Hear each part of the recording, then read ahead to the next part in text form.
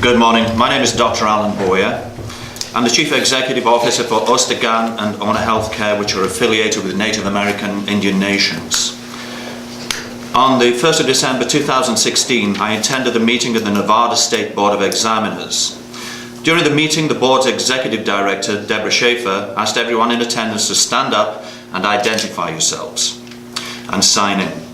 However, I can find no reference in the Nevada Open Meeting Law Manual, Open Meeting Law Definitions, or Chapters 233B or 241 of the Nevada Revised Statutes where members of the public are required to either stand and identify themselves or sign in.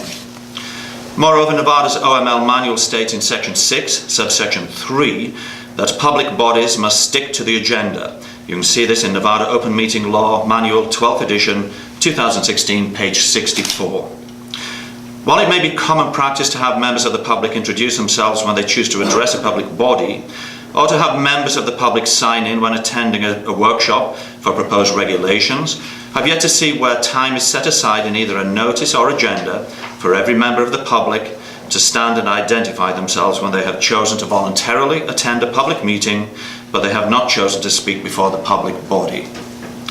Personally, I found this exercise to be odd and unexpected since I only came to observe and not to participate in the meeting. In addition, others with whom I spoke following the meeting found the experience of being singled out in a public setting quite embarrassing. Thus, such practice would seem to discourage citizens who would prefer to remain anonymous from attending public meetings.